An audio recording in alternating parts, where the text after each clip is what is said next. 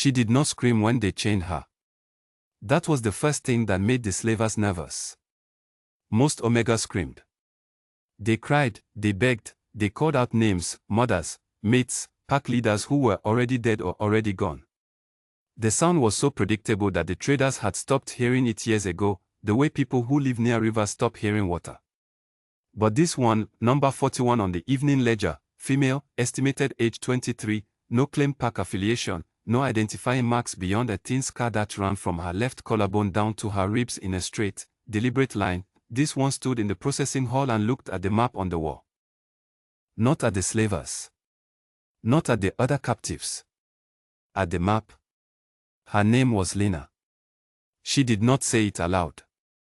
The map was enormous, stretched across an entire wall of the holding hall, pinned at its corners with iron spikes as thick as fingers. It was made from several pieces of stitched hide, pale and yellowed at the edges where old blood had dried and never been cleaned.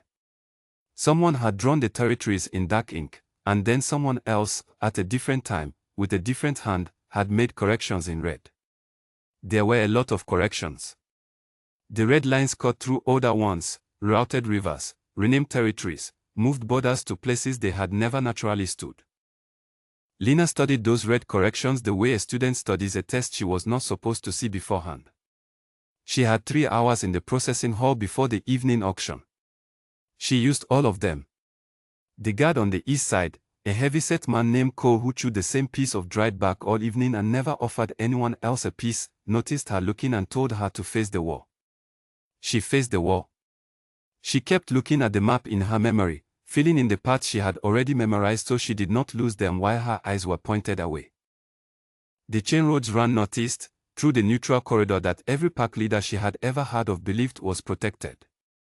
The corridor had been established by the old compact, 40 years before she was born, by a council of 7 pack leaders who wanted to stop exactly this kind of trade. The corridor was supposed to be sacred ground. No commerce. No capture. No chains dragged through the grass of the disputed land between the Hale River and the old stone settlement at the foot of the mountains. But the map showed a red line through the middle of the corridor. Someone had redrawn the border. Not on any official document she had ever seen, and she had seen many official documents, because before the night they came for her, she had been the keeper of her pack's records, a woman who read everything and remembered everything and made herself useful in precisely that way. But this line existed on this map, in this hall, in this place that was not supposed to exist at all under the laws that every great pack swore to uphold. She memorized the line. Then she memorized the angle of it. The way it cut. The precise territory it claimed. She memorized the initials pressed into the bottom right corner of the map, almost too small to read from where she stood, but not quite. The initials were a crest she recognized.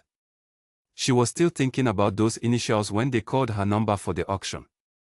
The auction was held in a large room with bad lighting and men who did not look directly at the people they were buying. That detail had always struck her as interesting, even before the night they came for her. People who knew they were doing something wrong almost never looked at the evidence of it. They looked at ledgers. They looked at rings on their fingers. They looked at the ceiling. The man who purchased her was clean. That was the only word she could find for him. His clothes were clean, his hands were clean, his expression was clean in the way of someone who had been told to show nothing and had practiced until showing nothing was his natural state. He had 3 gold rings on his right hand. 1 on the first finger, 1 on the third, 1 on the fourth. The middle one had a crest pressed into it. She had seen that crest twice in one evening. She filed it away beside everything else. He did not speak to her directly. He spoke to the man with the ledger. He handed over payments. She did not see how much, but from the way the ledgerman straightened his spine, it was significant, and then he gestured to his associate, a younger man with red hair and a nervous habit of checking his left cuff, and the associate brought her a cloak. Not because anyone cared about her warmth. Because they were moving through a public road and a woman in chains draws attention. She put the cloak on. She kept memorizing. The cart ride was 3 hours northeast. She tracked the direction by the stars through a gap in the cart's canvas cover. She counted the turns. She noted the sound of the road surface changing under the wheels, packed dirt, then cobblestone, then a long stretch of smooth-cut stone that meant they were on a royal road. She had never been on a royal road before. They were only used in and around the kingdom's interior territories. She had not understood, when they took her, where they were taking her. She understood now. The cart passed through 2 gate checkpoints. At both of them, the clean-handed man leaned out the window and showed a document, and both times, the gate guards stepped back with their hands at their sides. Not just permissive, deferential. The kind of deference you show to someone above your station. She watched his rings through the gap in the canvas. The crest on the middle ring of his right hand. She had seen it on the map.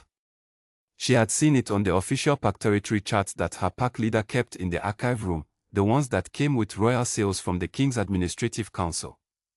She had seen it on the column of a trade agreement document that had arrived at her park's hall 2 winters ago, a document she had filed and forgotten because it was routine correspondence, routine at the time. The crest belonged to the household of the Alpha King. She was being taken to the palace. Lena sat back against the wooden side of the cart and looked at the dark canvas ceiling. She thought about the girl she had been 6 days ago, the girl who organized records, who kept the archive, who knew every document her park possessed because she had read and filed them all herself. She thought about the morning everything changed, the smell of smoke before dawn, the sound of the park perimeter giving way. She thought about the scar along her ribs, the straight deliberate line of it, the story behind it, the reason it was straight and not jagged. She did not cry. There was no space for that right now. There was only the problem in front of her, which was large, and the tools available to her, which were exactly what they had always been, her memory, her patience, and her understanding that the most dangerous thing a person could possess in a room full of people who underestimated her was information they did not know she had. They had given her 3 hours in front of the map. She had not wasted a single minute. The cart rode on through the dark. Somewhere ahead, through the canvas and the night and the stone roads and the checkpoints, a palace waited.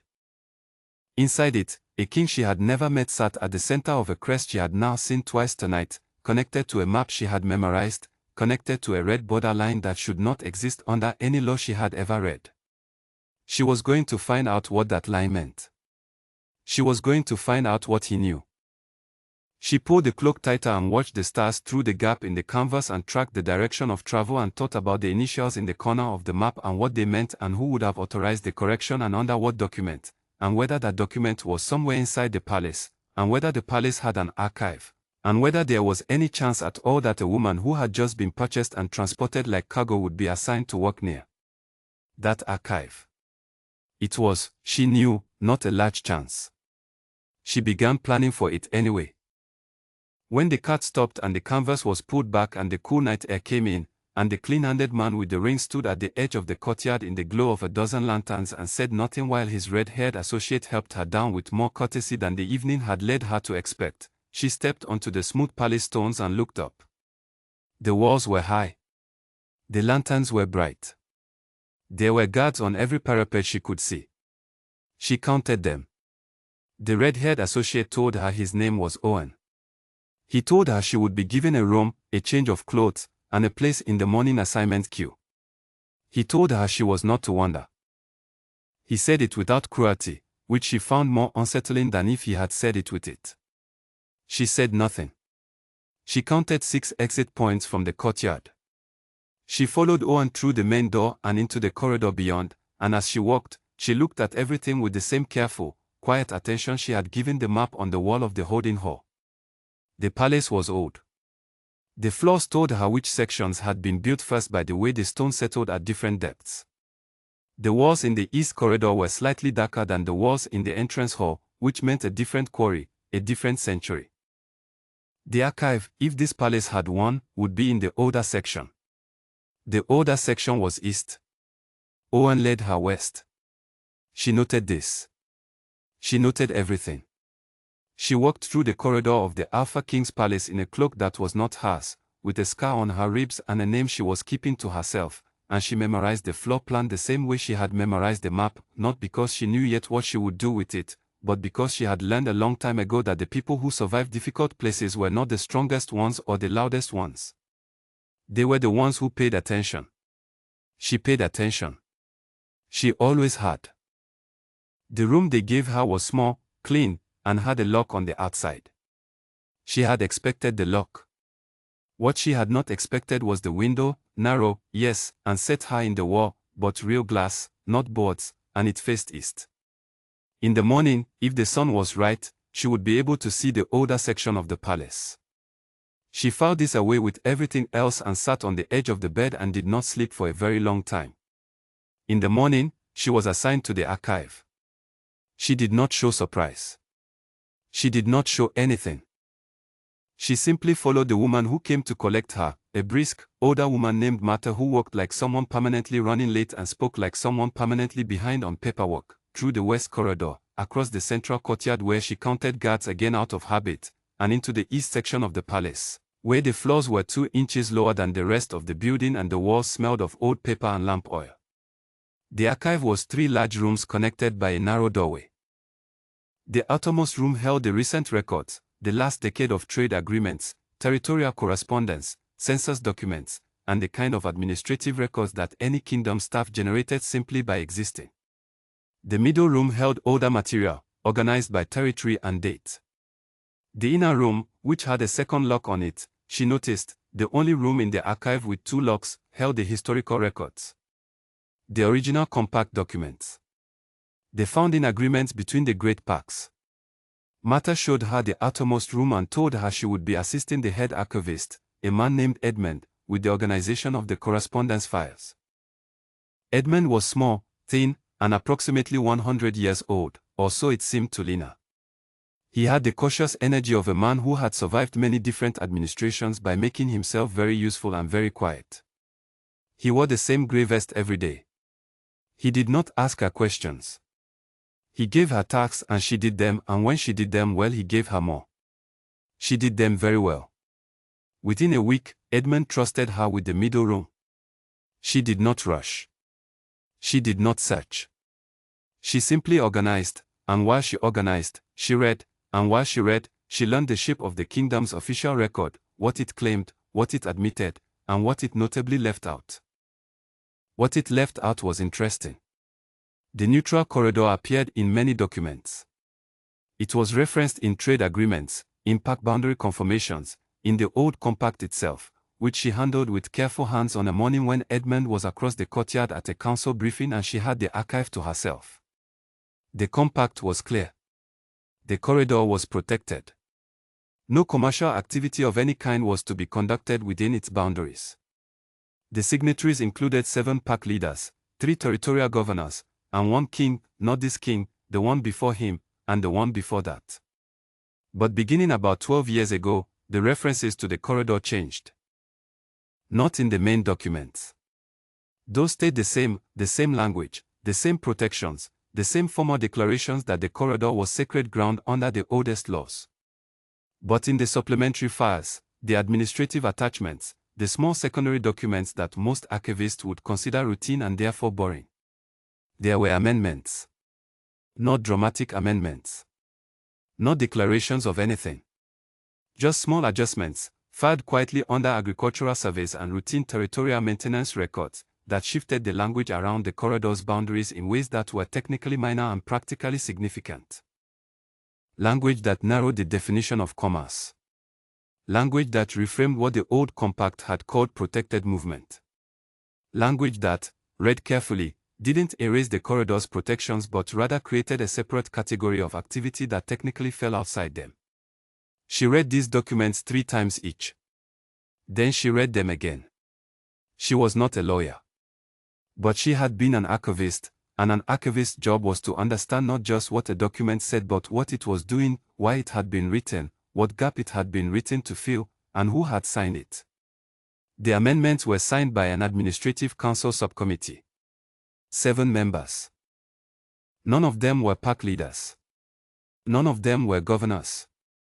They were all members of the king's internal advisory structure, people whose names appeared on dozens of other routine documents but never on anything significant enough to be noticed. Until now. She filed everything back exactly as she had found it. She smoothed the edges of the documents she had handled. She returned to the outer room and spent the rest of the afternoon cross-referencing correspondence dates with a focus and efficiency that made Edmund look up from his own work and make a short, satisfied sound. She was not satisfied. She was thinking. On the 14th day, she was sent to the main study with the morning correspondence. The palace had a system for this. Staff from various departments brought documents to the main study at the start of each day. The king reviewed them or didn't, passed responses back through the same system, and the machinery of the kingdom continued. She had been selected for this duty because she was, Mata told her, reliable and quiet, and those were the two qualities most prized in people who entered the main study. She had been reliably quiet her entire life. It was something she was good at. She walked into the main study and set the correspondence on the correct table, the left one, Mata had specified, not the right one, which was for maps, and she was about to leave when she registered that someone was already in the room. He was standing at the right table, looking at maps. She had formed some image of what the Alpha King would look like, the way you form an image of anything you have only encountered in documents and crest and other people's careful avoidance of the subject. She had expected someone who looked like power, like the kind of power that hangs on a wall and expects to be obeyed. She had not expected someone who looked the way he looked, which was simply like a man in the middle of a problem he hadn't solved yet. He had dark hair, the early lines of someone who had spent years frowning at things, and hands that rested flat on the map table with the particular stillness of someone holding themselves in check. His name was Caden. She had learned this from Mata, who said it the way all the palace staff said it, with the tone of someone describing weather. Just the fact of it. Present and permanent. He did not look up when she set the correspondence down. She was almost to the door. He said, without moving, the eastern boundary records you corrected last week. She stopped. She turned. He was still looking at the map. Edmund tells me it was the 4th time in 3 months that the survey files had placed the Hale River crossing at the wrong coordinates, he said. The previous 3 corrections were made by Edmund himself, over a period of 2 years. You caught all 3 of his remaining errors in your first week. She said nothing. He looked up then. She had expected many things in that look. Suspicion was the most likely. Dismissal was possible. Curiosity, at a stretch. She had not expected the thing that was actually there, which was something closer to assessment. The look of someone taking a careful measure of a thing they had not expected to need to measure. What is your name? He said. She told him. Just Lena. No additional information. Lena, he said, as if trying the weight of it. Edmund says you work quickly and quietly and don't ask unnecessary questions. That is correct, she said. Do you have any formal training in archival work? I kept my PAX records for 4 years, she said. A pause. Short, but present. Which pack? He said. She looked at him directly. The Audran pack. The name landed in the room and did not echo, but she watched his expression with the same precision she had applied to every document in the past 2 weeks, and she saw, for just a fraction of a moment, for less time than most people would call meaningful, something shift behind his eyes. Not recognition of her specifically. Not guilt, though she was not yet prepared to rule that out. Something more like the face of a man who keeps a mental ledger of things that require attention and has just added an item to it without meaning to. She noted it. She fired it. She walked back to the archive. Her hands were steady the entire way. That evening, in her room with the east-facing window, she sat on the edge of the bed and let herself feel, for exactly as long as it took the candle on the small table to burn down 1 inch, what it had been like to say the name of her pack in this building. In this palace, whose administrative subcommittee had quietly rewritten the language that had allowed the borders of her home to be moved while everyone pretended they were still where they had always been. The Audran pack had been small. 43 people, give or take the season. An archivist, a healer, 2 builders, a dozen farmers, children who were learning to track and to cook and to read, elders who remembered the old stories. A pack leader named Gerrit who was honest and careful and had trusted the protections of the neutral corridor with the confidence of someone who had read the compact and believed it meant what it said. 43 people. She was the only one who had ended up here. She did not know, with certainty, where the others had ended up. She knew the direction the carts had gone when they separated the group. She knew that the chain roads on the slavers' map in the processing hall had branched in 3 directions from the point of capture. She knew whose administrative subcommittee had quietly moved the border that made the capture technically permissible under a set of amendments that no pack leader had ever been shown.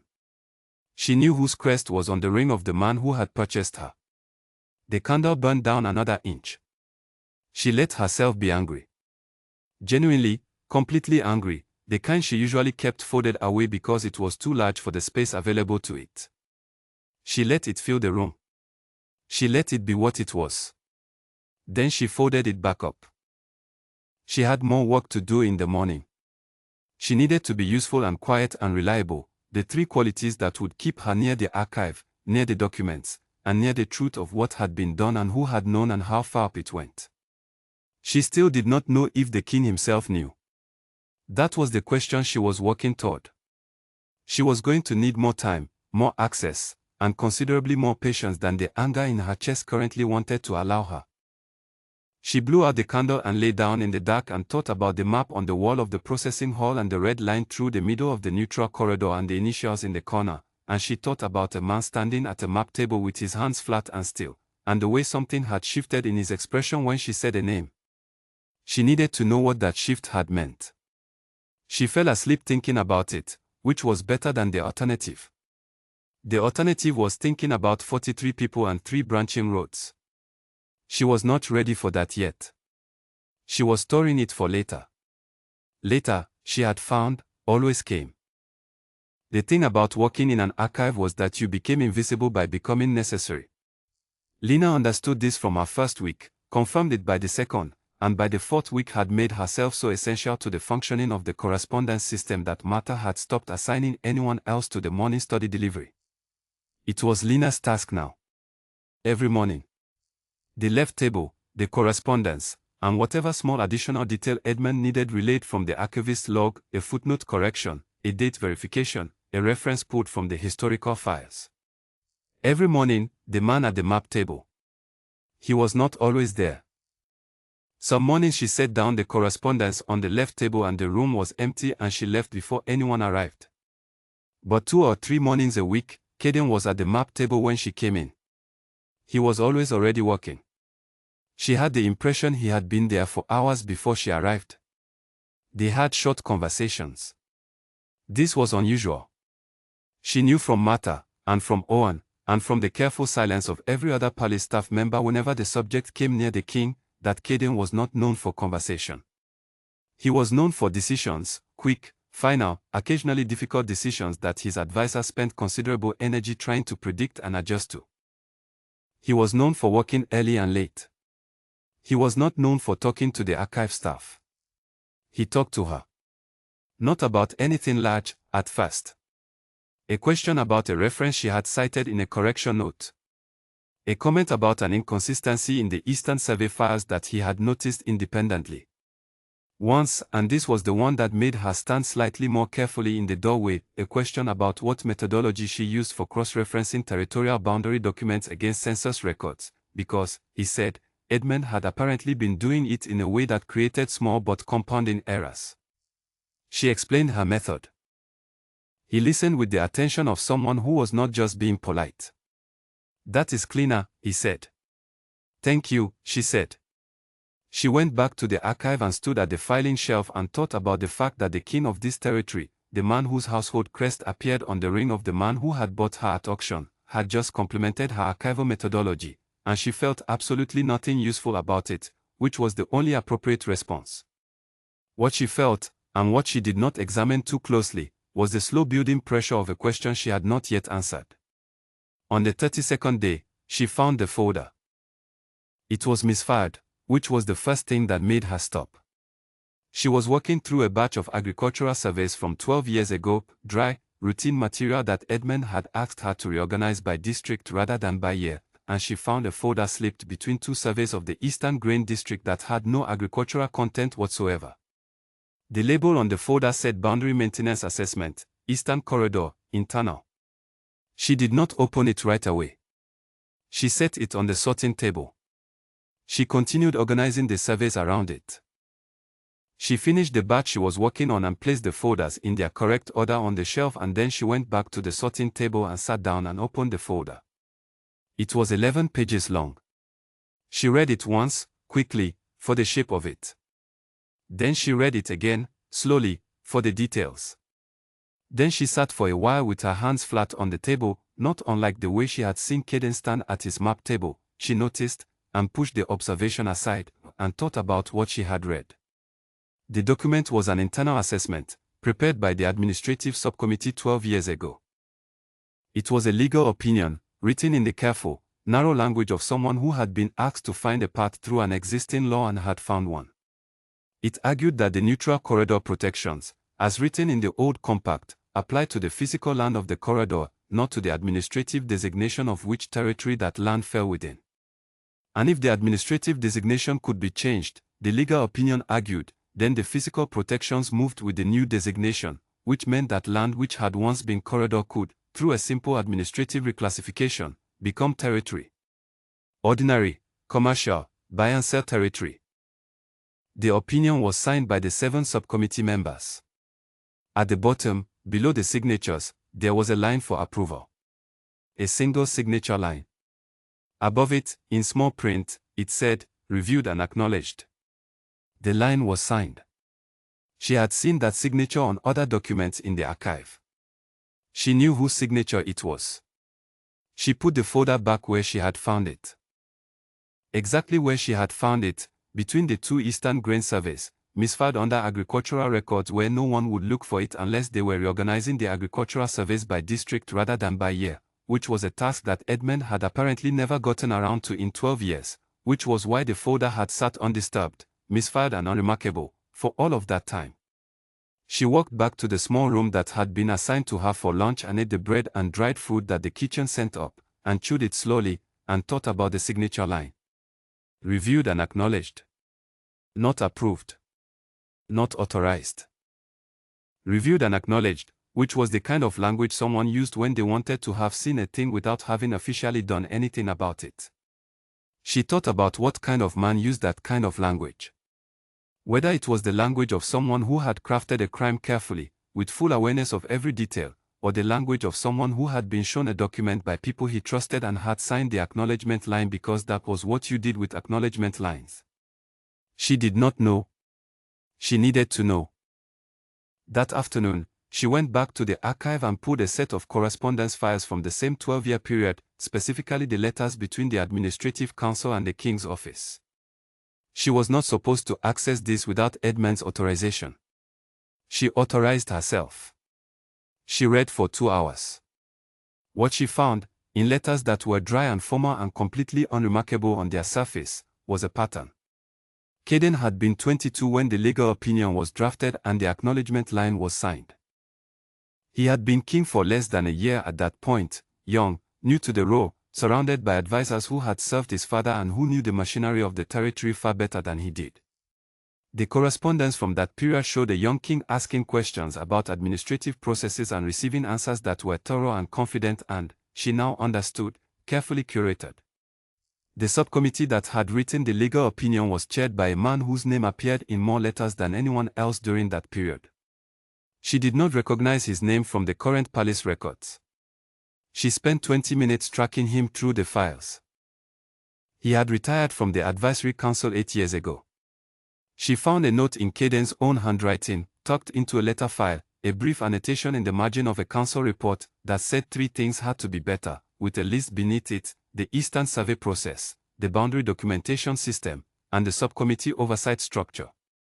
The note was dated 9 years ago. 1 year after whatever had happened to the Aldrin Parks territory. She stared at that note for a long time. It did not clear him. A note that something should be better was not the same as a full accounting of what had gone wrong and why. But it was the first crack in the image of a man who had known exactly what was being done in his name and had simply allowed it. She put everything back. She was careful. She was always careful. On the 38th morning, she came into the study with the correspondence and he was at the map table and he said, without looking up, I have been thinking about the eastern boundary corrections. She said, the correspondence on the left table. You've made 11 corrections to the eastern boundary records in 4 weeks, he said. She had not thought he was keeping count. She had been precise about her corrections, always working from verified source documents, never changing anything she could not support with a reference. She had been careful about this specifically. The records had errors, she said. 11 of them, he said. He looked up then. His expression had the careful quality of someone who had decided to ask a direct question and was choosing the exact form of it. All in the Eastern Territories. All within 20 miles of the Hale River crossing. The Hale River crossing was the entry point of the neutral corridor. She said nothing. You are from the Audran Park, he said. It was not a question. He had remembered. Yes, she said. The room was very quiet.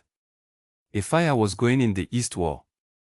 The map table had 3 maps spread across it, weighted at the corners, and she could see from where she stood that 2 of them were the Eastern Territories. He had been looking at the Eastern Territories. The Audran Park settlement was in the neutral corridor, he said. It was, she said. Another pause. Longer this time. Show me, he said. He said it quietly, but with the weight of something that had been building for longer than this conversation. She walked to the map table. She was aware of the distance between herself and the door. She was aware of the 2 maps under the Eastern Corridor chart and the way they layered over each other and the specific territory they showed. She was aware that she was standing at the map table of the Alpha King study and that she had a choice to make right now, in this moment, about how much to show and from where to start and how much to trust a notation in the margin of a council report from 9 years ago. She chose. She put her finger on the map. She traced the line of the neutral corridor as it was written in the old compact, which she had memorized from the copy in the historical archive. Then she moved her finger to the current administrative map, the one with the red boundary corrections, and she showed him the difference. The gap between where the corridor had always been and where the current administrative records placed its edge. The gap was small. 8 miles. Less than a morning's travel. But the Audran settlement had been inside the original boundary and outside the redrawn one. She said none of this. She showed it. He looked at the map for a very long time. She stood beside him and waited and watched the way the muscles along his jaw tightened and held and did not release, and she thought about a young king with a note in the margin of a report, 9 years ago, writing that things had to be better.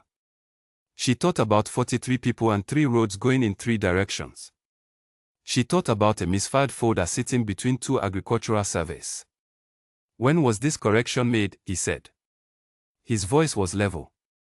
She recognized that kind of level. It was the sound of someone holding something in check. The administrative amendment that enabled it was filed 12 years ago, she said. The boundary reclassification itself was processed the following year. By whom? She was quiet for one breath. The Eastern Corridor Subcommittee, she said. Internal administrative record. Filed under boundary maintenance. He stepped back from the table. Not far. Just enough. She watched him. He said, "How did you find this?" "I was reorganizing the agricultural surveys," she said. The folder was misfired. He turned and looked at her and she let him look. She did not hide anything in her expression and she did not perform anything in it either. She simply looked back, the way she had been looking at everything in this palace, with attention, with patience, and with the full weight of what she knew and had not yet decided to give. He said, "How long have you known?" "Since my 6th day in the archive," she said. She watched that land. Watched him calculate what that meant, that she had known for 32 days and continued working and continued bringing the morning correspondence and continued making small careful corrections to the eastern boundary files and had not said a word to anyone. "You did not report it," he said. "No," she said. "Why?" She thought about the answer to this for exactly as long as it deserved. "Because I did not yet know," she said, "what you knew." The fire moved in the east wall. Outside, somewhere in the courtyard, a guard changed rotation and the footsteps echoed on the stone. Caden looked at the maps for another long moment. Then he said, I need to see the folder. I know where it is, she said. She walked to the door. She paused there, and without turning around she said, there is also a signature line at the bottom of the primary document. I will need you to tell me whether you remember signing it. She left without waiting for his answer. She went back to the archive and stood at the sorting table and pressed her hands flat against the wood and breathed. The scar along her ribs pulled slightly with the breath, the way it always did. She did not mind it. She had stopped minding it a long time ago. She thought about the expression on his face when she had said what she said. It was the face of a man who was beginning to understand the size of something. She had seen that face in the archive letters from 12 years ago, in the face of a 22-year-old king asking careful questions about administrative processes and receiving carefully curated answers from men who knew exactly what they were doing. She had also seen, in 9 years of subsequent correspondence, the face of a man who had been gradually, methodically improving the oversight structures that had allowed those men to do what they did. Not fast enough. Not thorough enough. Not, if she was being precise, ever directly confronting the thing itself. But she had not yet shown him the folder. She did not know yet what he would do when he saw it. She was about to find out. He came to the archive himself. She had expected him to send someone, Owen, or one of the senior advisors, or a member of the administrative staff with a formal request and a receipt form. She had prepared for that. She had thought about what to give, in what order, and how to make the folder's existence a documented fact before anything else could happen to it. She had not prepared for him to come himself, alone, with no announcement and no escort, and to stand in the doorway of the archive's middle room and say, "Show me the folder." She showed him the folder. She put it on the sorting table and opened it and stepped back and let him read it the way she had read it, first quickly, for the shape, then slowly, for the details. She watched him read the way she had watched everything in this palace for 6 weeks, with the full attention of someone for whom watching was not passive. His face did not do the thing she had seen in the processing hall. The thing the buyers did, the not looking, the careful blankness of people who had decided in advance not to see what they were seeing. His face did the harder thing. It stayed open. It walked through what was on the page with a kind of methodical honesty that she recognized as genuinely unpleasant for the person doing it. When he reached the signature line, he stopped. He looked at it for a long time. Then he said, "I signed it." She had known he would say this. She had been almost certain.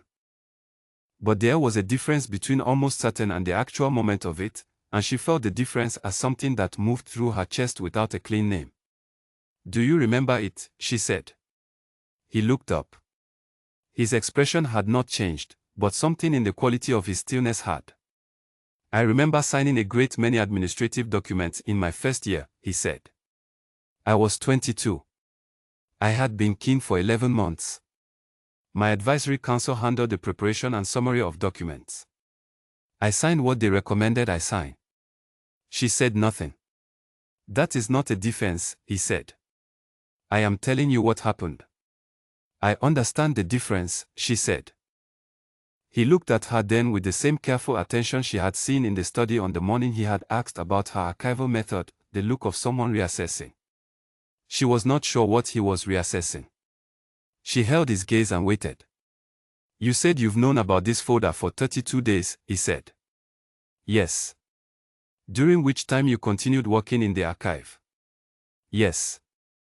"And you made 11 corrections to the Eastern Boundary records?" "Yes."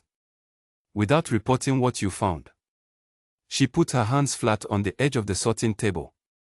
"Not defensively. Just to feel the wood. I wanted to understand the full scope of it before I said anything. I also wanted to know whether this was a problem that still existed in the current administration or one that had been created in a previous version of it." "And," he said, "the subcommittee that drafted this document was restructured 9 years ago," she said. "The chair retired under what the correspondence files describe as mutual agreement. The 7 members were reassigned to non-advisory roles. The Eastern Corridor Subcommittee as it existed when this document was written no longer exists." His expression changed again. This time it was more complicated. You found all of that in the archive. The information was there, she said. It was never organized in a way that made it visible as a connected sequence of events. But it was there. A pause. I restructured that console, he said. I know. Did you find documentation of why I restructured it? There is a notation in your handwriting from 9 years ago, she said.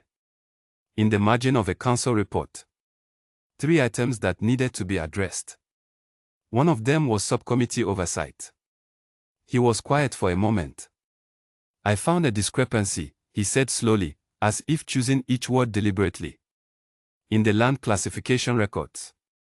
I was told it was an administrative error. I had it corrected and I reorganized the structures that had allowed it to occur. I did not, he stopped. She waited. I did not trace it all the way to its source, he said. I should have. The words fell into the room and sat there. She let them sit. She did not rush to respond to them or accept them or reject them. She was still in the middle of calculating what they meant and what they were worth and what kind of man said them. There is something else, she said.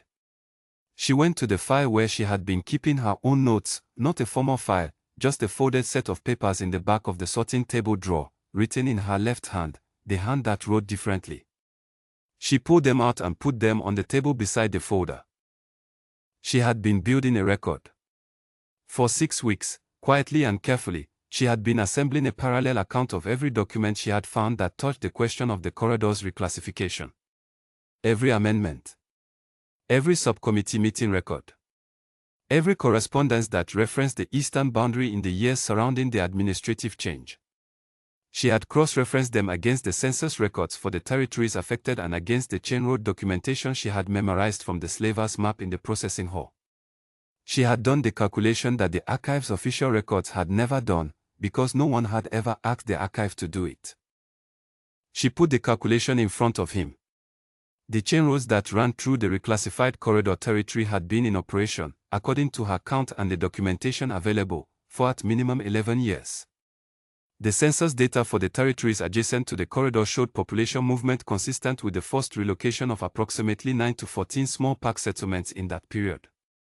None of these relocations appeared in the official records as relocations. They appeared as administrative adjustments, boundary updates, territory transitions. Language that sounded routine. Language that was not routine. Kaden read through her notes without speaking. She stood at the far end of the sorting table and watched and waited and kept her hands flat and her breathing even. When he finished, he did not look up right away. He stood with his eyes on the last page of her notes and did not speak, and she watched the particular quality of his silence, the silence of someone who has just seen the actual size of a thing that they had, for a long time, only partially understood. 9 to 14 settlements, he said. That is the conservative count, based on the data available in this archive, she said. The actual number is likely higher. And you?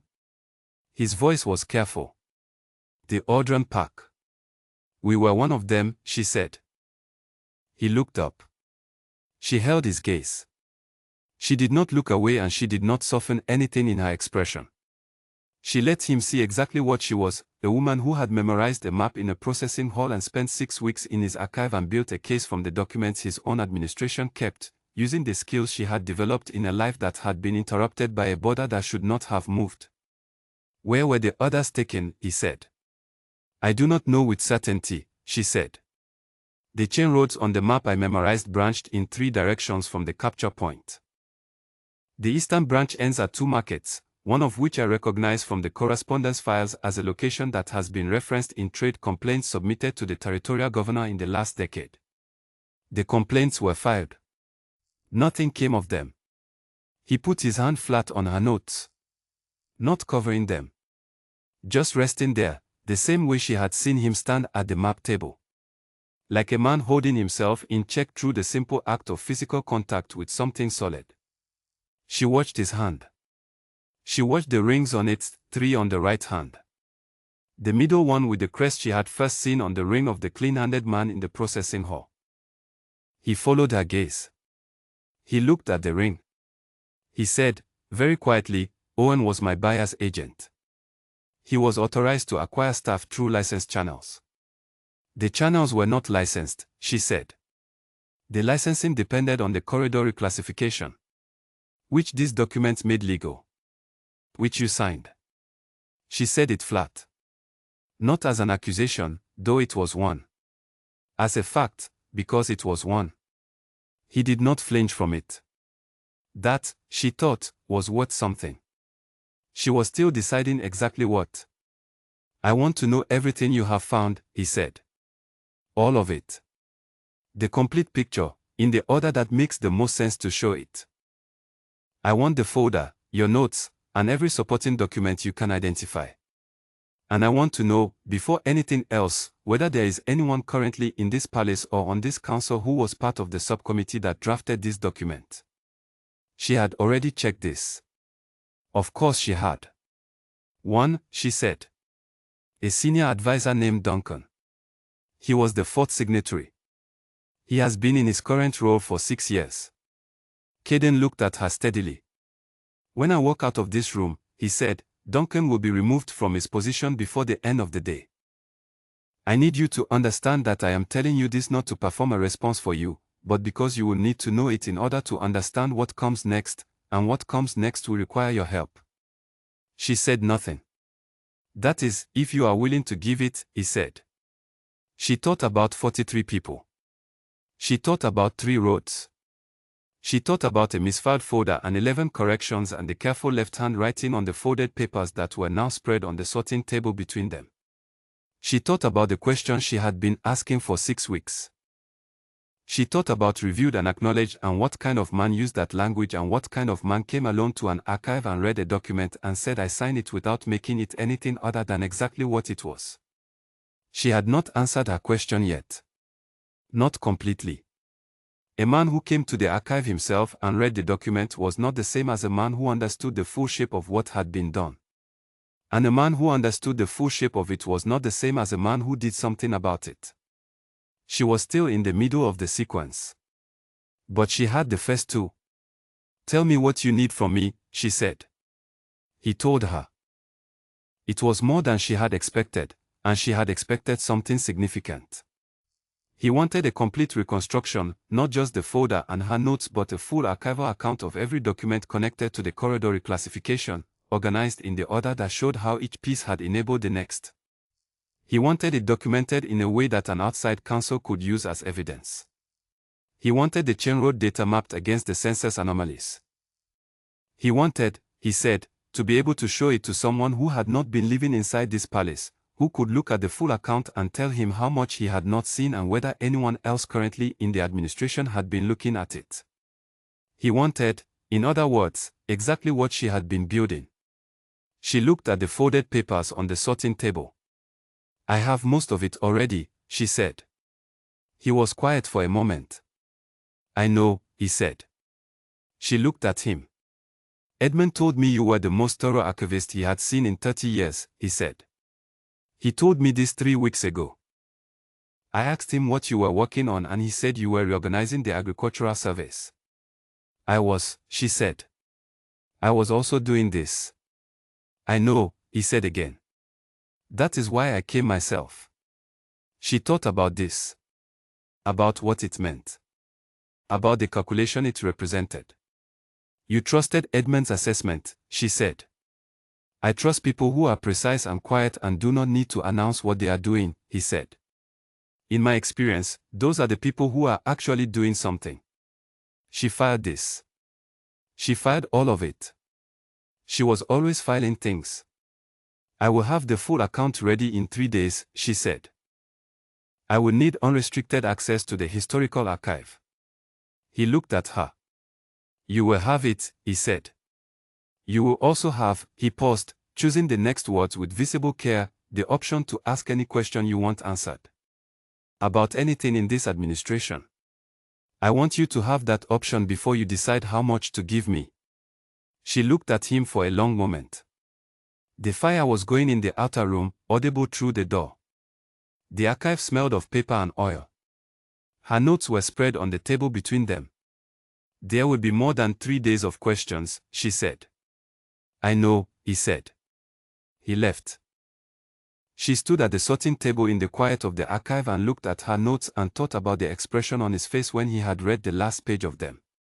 The face of someone seeing the actual size of a thing. She thought about whether she believed him. She did not answer that question yet either. She was building toward it. 3 days, she had said. She went back to work. It took 63 days. She counted them. She had been counting everything for so long that stopping felt wrong, like putting down a tool mid-task. So she counted the days the way she counted everything else, not with anxiety, not with hope, simply as a way of keeping the record accurate and herself oriented in time. On the first of the 63 days, she handed him the full account. It was 41 pages. She had written it in her own hand, the right one this time, the one that people could read without effort, on fresh archive paper, organized in the exact sequence she had described to him, the original compact and its corridor protections, the administrative amendment and the way they narrowed the language, the legal opinion and the boundary reclassification, the census data and the chain road documentation, the population displacement figures, the complaint records that had gone unanswered. And finally, at the end, the misfiled folder with the signature line and the name of every person who had been in the room when the decision was made. She had also included, in a separate attached section, a clear account of what she herself knew from direct experience. Where her park settlement had been. The night it was destroyed. The processing hall and the map on the wall and the chain roads she had memorized. The auction. The purchase. The 3-hour cart ride northeast on a royal road. She had never written any of this down before. She had kept it in her memory, which was a different kind of record, more vivid, more unstable, more liable to press against the inside of her chest in the dark. Writing it down made it different. It made it evidence. It made it something that could exist outside of her, in a room, in a pile of papers, in the hands of someone who could do something with it. Caden read it in the study, alone, while she waited in the archive. He came back 3 hours later. He stood in the doorway of the middle room and said, I need to convene an external counsel review. Not my own counsel, they are too close to the history of this. I need to bring in territorial governors from outside the eastern region and a representative from the old compact signatories. This will take time. I want you to know that before it starts. How much time? She said. Months, he said. The correct kind of review, done properly, requires building a chain of accountability from the document itself outward. It will require locating the people affected, to the degree that is possible. It will require going to the markets. She had been waiting for this. She had been waiting to hear whether he would say it. He said it. He said it plainly, without softening it. I want the people who were taken from the corridor territories to be found and given a formal accounting, he said. Not a quiet administrative correction. A public one, on record, with the full weight of the kingdom's responsibility acknowledged. She stood at the filing shelf with a folder in her hands and said nothing for a moment. That is a large thing to promise, she said. Yes, he said. People who make large promises in difficult moments do not always sustain them through the difficulty of what follows. He did not look away from her when she said this. She noted that. I know, he said. I am not asking you to trust the promise. I am asking you to continue working, because your work is what is making any of this possible, and I think you already know that. She did know that. She was the one who had built the account. She was the one who had the map in her memory and the folder contents in her notes and the census cross-references in a form that anyone could read and follow. Without her, the folder would still be sitting between 2 agricultural surveys, misfiled, undisturbed, waiting for another 12 years. She had not done it for him. She had done it because it was the thing she could do, and doing the thing you could do was, she had found, the only way to be functional in a situation that was otherwise entirely outside your control. But he had come to the archive himself. He had read the document and said what it was. He had removed Duncan from his advisory role within hours of their conversation. He had come back the next day to ask if there was anything he had missed. He had come back the following days, too, which she had not expected. Not to the archive, always. Sometimes it was through Edmund, who relayed messages with the careful neutrality of someone who had decided not to understand what he was relaying. Sometimes it was a note on the correspondence table, not the left table, where the official correspondence went, but the right one, the map table. A note with a question, or a reference to a document he thought she should see, or a date and time for a meeting with the external council members he was beginning to assemble. She answered the notes. She attended the meetings. She presented what she had found to men and women she had never met, people from territories outside the eastern region who looked at her 41-page account with the expressions of people who had suspected something was wrong for years and were now holding the evidence of exactly how wrong it was. She did not find this satisfying in the way she had expected. What she found was that the work of accounting was different from the work of archiving. Archiving was a closed system. You found things, you organized them, you made them findable. Accounting was open. It kept generating new questions, new people who needed to be told things, new documents that needed to be traced and confirmed and placed in sequence. It moved outward, and the farther it moved, the more she understood the actual size of what had been done under the language of boundary maintenance and corridor reclassification. On the 22nd day, they located the Eastern Market. She was in the study when the confirmation came. Caden had been in the middle of a briefing with one of the external council representatives, a territorial governor named Clara who had the organized energy of someone who had been waiting for permission to be angry for a very long time. The messenger came in with a single page and Caden read it and passed it to Clara without speaking. Lena read it from where she sat at the side table where she had established, by this point, a semi-permanent presence during the review meetings. The Eastern Market had been operational for 9 years. It had processed, according to the records found at the site, over 800 individuals from the corridor and surrounding territories in that time. The site had been shut down at Caden's directive 2 weeks earlier, when the external council's investigation had reached the point of naming locations. 800.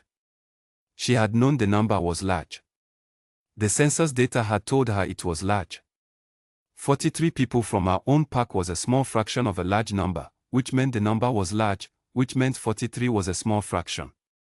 She had known this mathematically. The page in front of her made her feel it differently. She set the page down. She kept her face the same. She had gotten very good at keeping her face the same over the past 2 months. Clara was watching her. Clara watched everything, which was one of the things Lena had come to respect about her, and she did not want to perform grief for an audience, not even an audience of one, not even an audience that was trying to help. She saved it for later. She had a collection of things saved for later. Later was getting crowded. After Clara left, Caden stayed at the map table. She was still at the side table, reorganizing the meeting notes. 800, he said. Yes, she said. He did not say anything else for a while. She did not feel the silence. They had reached, at some point in the past weeks, a working understanding of each other's silences, which ones needed filling and which ones did not. This one did not. On the 41st day, Owen came to speak with her. She had expected this, too. Owen, the red-haired associate who had handed her a cloak in the courtyard on the night she arrived, had been cooperating with the external council's review since it began.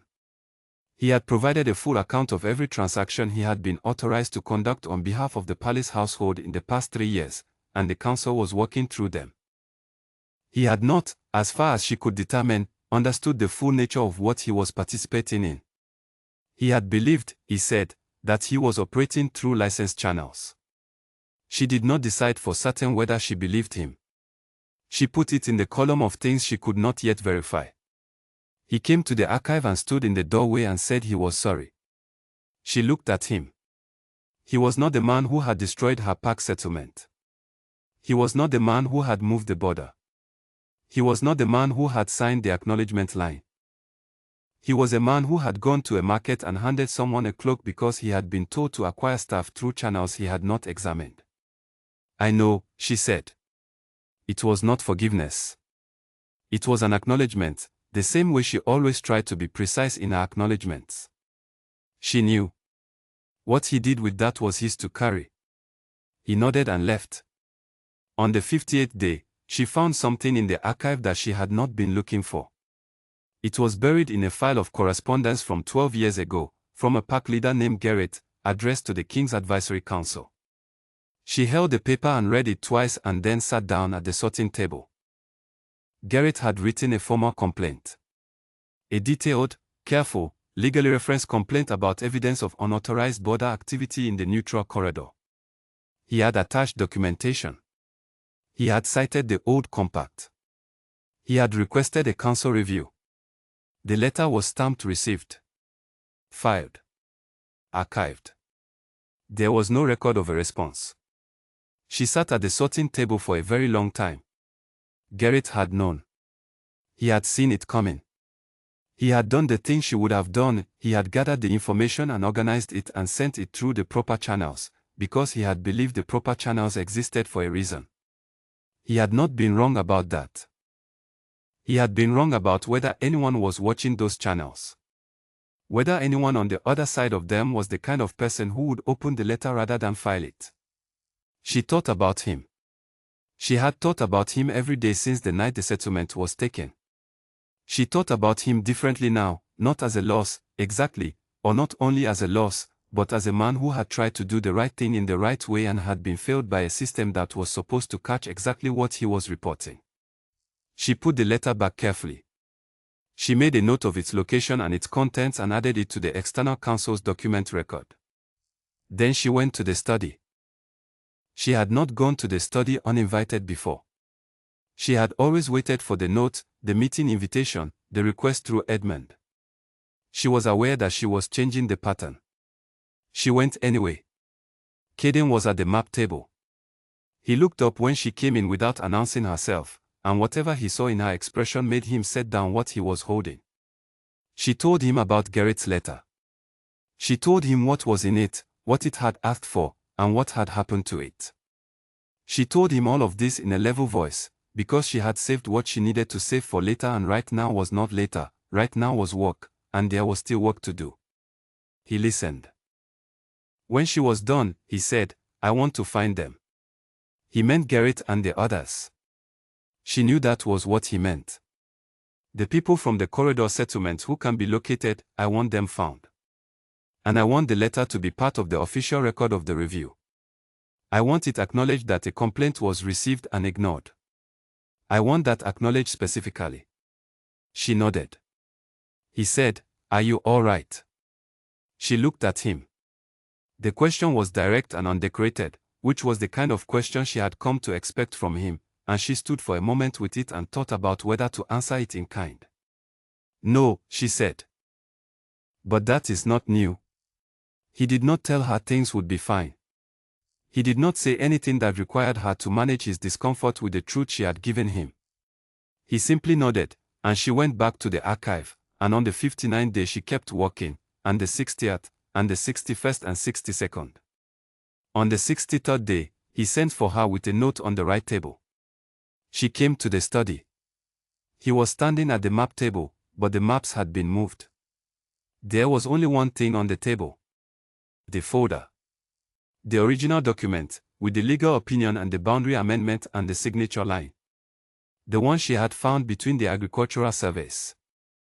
He had taken it from the archive sometime in the past week. She had noticed it was gone but had not asked why. "I had it removed from the archive for safekeeping," he said. Given its role as the primary document in the council's external review. "I know," she said. "I saw the retrieval record." "Of course you did," he said. He looked at her with an expression she had seen on him before, the assessment expression, the one that had appeared in the very first conversation in the study, on the morning she had told him she was from the Audran Park. But it was different now. 63 days different. He put his hand on the folder and slid it across the table. Not to the side. Toward her. "This document belongs to the people it was used against," he said. "I have a certified copy in the council record. What happens to the original is your decision." She looked at the folder on the table. She thought about the misfiled place she had found it. She thought about the processing hall and the map on the wall and the initials in the corner. She thought about Gerrit's letter, stamped received and never answered. She thought about the way she had written the account in her own hand, the right hand, the readable one, because she had wanted it to be something that existed outside of her, that could be held and used. She reached out and put her hand on the folder. She picked it up. She held it for a moment, feeling its weight.